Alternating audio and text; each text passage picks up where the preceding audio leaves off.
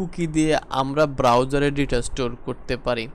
এর আগে ব্রাউজারে ডেটা স্টোর করার জন্য আমরা সেশন ইউজ করছিলাম। সো সেশনের একটা ডিসঅ্যাডভান্টেজ আছে।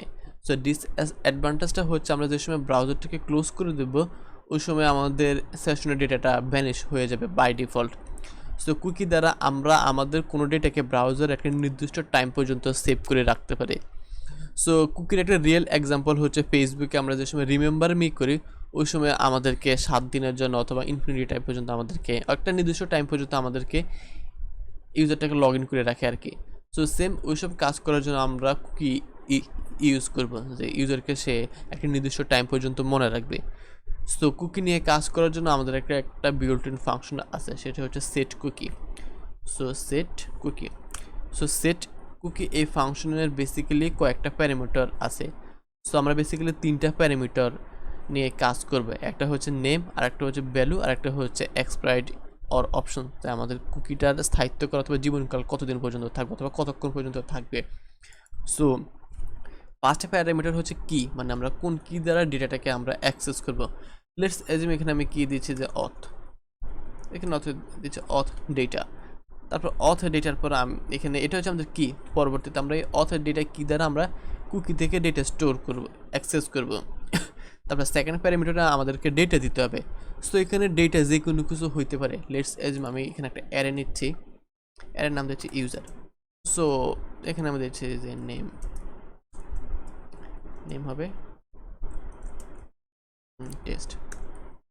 এখানে আরও অনেক ধরনের ডেটা হতে পারতো।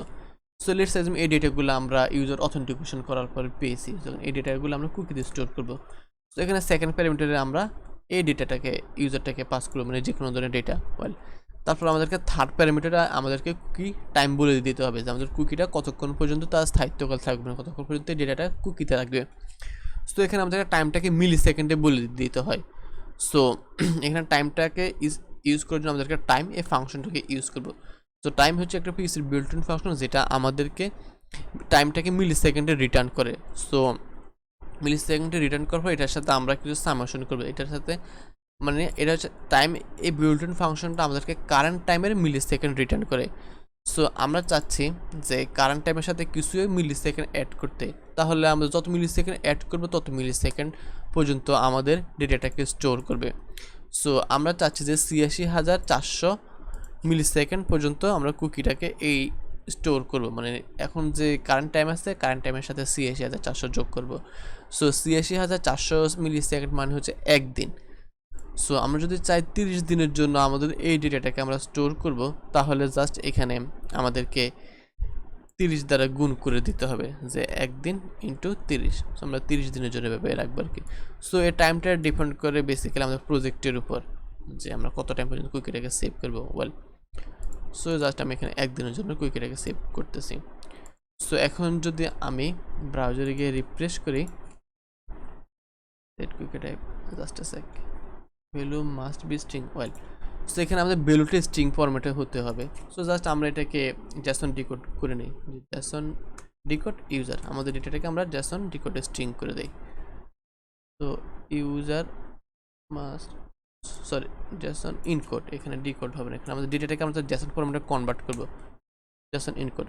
সো এখন যদি রিফ্রেশ করি, set cookie must be type of string, perhaps cache ধরছে। সো একটু ক্লিয়ার করে নিই। সো জেসন ডিকোড এটাকে আমরা একটা ইউজার এই ভ্যালুতে রেখে আর কি, মানে পরবর্তীতে আমাদের ইউজার এই কিতে ডেটাটা আসবে আর কি। সো এখন রিফ্রেশ করি। সো এই তো কুকিতে আমাদের ডেটাটা সেভ হয়ে গেছে, যেটা হচ্ছে আমাদের এই জেসন ফরম্যাটে আছে। সো এখন যদি আমি এখানে ইনস্পেক্ট করি, ইনস্পেক্ট করার পর আমাদের অ্যাপ্লিকেশন, তারপর এখানে কুকিসে আসি। সো এখানে অথ ডাটা এই কিতে আমাদের এই ডেটাগুলোকে আমরা দেখতে পাবো, যে ডেটাটা আমাদের এখানে একটু হ্যাশ করে আছে। সো কুকির হচ্ছে এই একটা সুবিধা, ডেটাগুলোকে আমরা হ্যাশ ফরম্যাটে দেখতে পাই আর কি। সো অ্যাকচুয়ালি হ্যাশ না, এগুলোকে আমাদের যেহেতু এখানে স্পেস আছে, স্পেসের জন্য এখানে এগুলো আসতেছে আর কি, কী বলে এটাকে, পার্সেন্টেজ। ওয়েল, সো এখন আমরা দেখব কীভাবে কুকি থেকে ডেটা স্টোর রিট্রিভ করতে পারি। তো কুকি থেকে ডেটা স্টোর রিট্রিভ করার জন্য আমাদের একটা বিল্ট সুপার গ্লোবাল ভেরিয়েবল আছে, সেটা হচ্ছে cookie. So cookie built in ফাংশনটাকে সুপার গ্লোবাল ভেরিয়েবলটাকে কল করে তারপর আমাদের কুকির কিটাকে দিয়ে দিতে হবে। সো আমাদের কুকির কিটা হচ্ছে অথ ডাটা। সো এই কি দ্বারা আমি এখন ডেটাটাকে অ্যাক্সেস করব। যখন যদি আমি এখানে এসে রিফ্রেশ করি, সো আমাদের এই ডেটাটা একটা জেসন ফরম্যাটে চলে আসছে, যেভাবে আমরা ডেটাটাকে স্টোর করছি। ওয়েল, তো এখন দেখি কিভাবে আমরা কুকির থেকে ডাটা ডিলিট করব অথবা কুকিকে রিমুভ করব। সো কুকিকে রিমুভ করার জন্য আমাদেরকে স্পেসিফিক কোনো ফাংশন নেই, আমাদেরকে সেট কুকি এই ফাংশনটাকে ইউজ করতে হবে। সো সেট কুকি ফাংশনের ফার্স্ট প্যারামিটারে আমরা কি পাস করি, সেকেন্ড প্যারামিটারে আমরা ডেটা পাস করি, থার্ড প্যারামিটারে আমরা টাইম পাস করি। সো কুকি থেকে ডেটা ডিলিট করার জন্য আমাদেরকে এখানে এই টাইম ফাংশনটাকে একটু মডিফাই করতে হবে। এখানে যে টাইমটা দেবো টাইমটাকে একটু মডিফাই করতে হবে। সো এখানে আমি সেট কুকি তারপর কিটাকে কল করতেছি, যে কিকে আমরা রিমুভ করবো, তারপরে কির এখানে নিয়ে ডেটাটাকে আমরা জাস্ট ব্ল্যাঙ্ক করে দেবো, কারণ আমরা কুকিটাকে তো রিমুভ করে দেবো, এখানে ডেটার কোনো প্রয়োজন নেই, তাই এখানে আমি সেকেন্ড প্যারামিটারে ব্ল্যাঙ্ক করে দিচ্ছি। তারপর আমাদের টাইমটাকে নেগেটিভ করে দিতে হবে, আমরা রিয়েল টাইম থেকে আমরা যত টাইম পর্যন্ত কুকিটাকে কল করছি ওই কুকিটাকে জাস্ট ওই টাইমটাকে আমরা নেগেটিভ করে দেবো, কারণ আমরা জানি আমাদের সময় পজিটিভ দিকে চলে, নেগেটিভ দিকে চলে না আর কি। এতে ভেবে আমরা কুকি থেকে ডেটা ডিলিট করবো। তো এখন যদি আমি এখানে রিফ্রেশ করি, দেখবো এখানে কিছু আসতেছে না, আর আমাদের এখান থেকে ডেটাটা চলে গেছে, কুকি ডেটাটা।